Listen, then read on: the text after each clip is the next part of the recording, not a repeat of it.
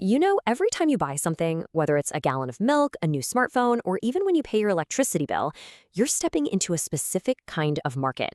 And the rules of that market, well, they dictate everything from the price you pay to the quality you get. Today, we're going to pull back the curtain on these invisible rules, what economists call market structures. And to kick things off, let's start with a really simple question. Think about it.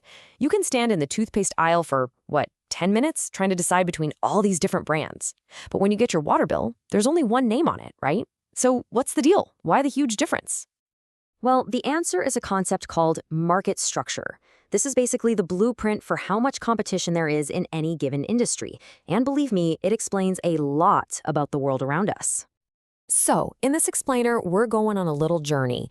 We're going to start at one end of the spectrum with this textbook ideal called perfect competition, and then we're going to travel all the way to the other end, the all-powerful monopoly.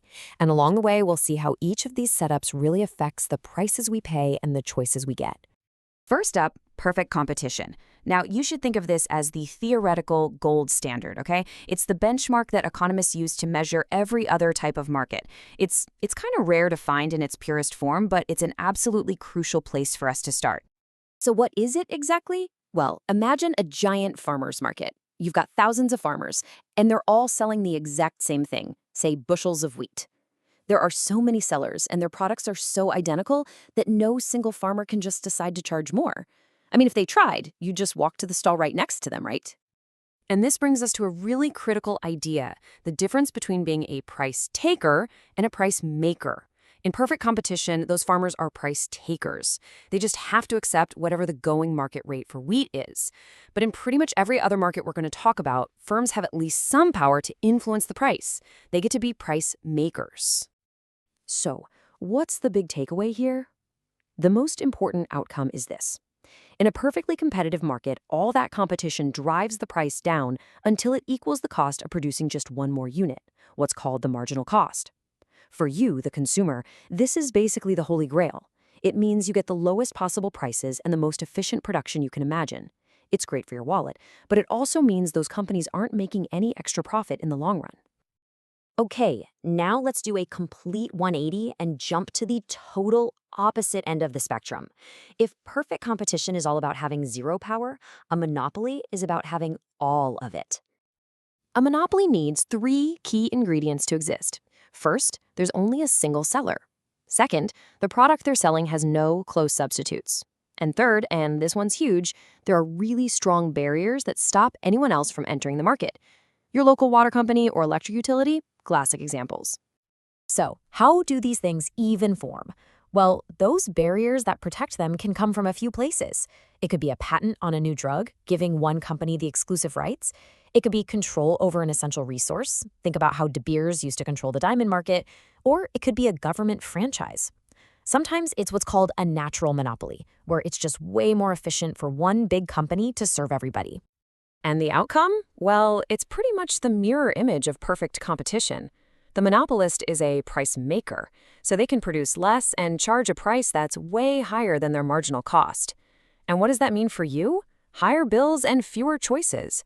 It's fantastic for the monopolist's bottom line, but it's really inefficient for society as a whole. Okay, so we've seen the extremes, right? Tons of firms and just one firm. But what about that messy middle ground, where just a handful of really big companies are in charge? Well, that's an oligopoly. Just think about airlines or the big music studios, or how about the video game console market with Sony, Microsoft, and Nintendo? In all these cases, you've got a few major players calling the shots, and the key word here is interdependent. Every decision one firm makes on pricing, on new features, it directly impacts all the others. It turns the whole market into this high-stakes strategic game. And this gets to the very heart of an oligopoly.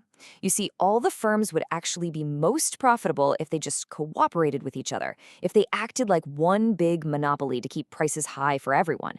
But, and this is a big but, each individual firm has this powerful incentive to cheat, to act in its own self-interest to try and get an edge over the others. Let's look at a classic example, a pricing game between two airlines. Now, if they both cooperate and keep their prices high, say $600, they each make a nice profit, $1.2 million. But look what happens if Airline A keeps his price high, but Airline B secretly cuts theirs to $400. Suddenly, Airline B gets all the customers and makes a killing, while Airline A is left with huge losses. So what do you think happens? Well, each airline, fearing that its rival is about to cut prices, has a huge incentive to cut its own prices first. So they both end up charging the low price, and they each only make $800,000 in profit. This is a perfect illustration of how individual self-interest can actually lead to a worse outcome for everyone in the group. It's exactly why you sometimes see those sudden, intense price wars for flights or cell phone plans. All right, let's move on to our final market structure. And honestly, this is probably the one you interact with the most every single day. It's called monopolistic competition, and it's all about brand battles. So this market has lots of sellers, kind of like perfect competition, but the huge difference is that their products are differentiated. Think about it. Every coffee shop sells coffee, right? But they're all a little different. The taste, the vibe, the service. And that little bit of difference gives each shop a tiny mini monopoly on its specific brand, which lets them have some control over their price. But this structure isn't quite as efficient as perfect competition, and for two main reasons. First, firms have what's called excess capacity. Think of a popular restaurant that still has a few empty tables during the dinner rush. Sure, they could fill them with a big discount, but that would mean lowering the price for everybody, so they don't. Second, because of that mini monopoly power, they charge a price that's higher than their marginal cost. That extra bit you pay, that's the markup for the brand. And how do these companies keep their brands different in our minds? Well, a huge part of it is advertising. But this kicks off a really big debate. Are all those commercials and billboards actually giving you useful information, or are they just designed to manipulate what you want? On the one hand, the critique is that advertising just creates these artificial differences and makes us loyal to brands instead of looking for the best price. But on the other hand, the defense is that it provides valuable information, helps new companies break into the market, and hey, a company willing to spend a ton on ads must have a quality product, right?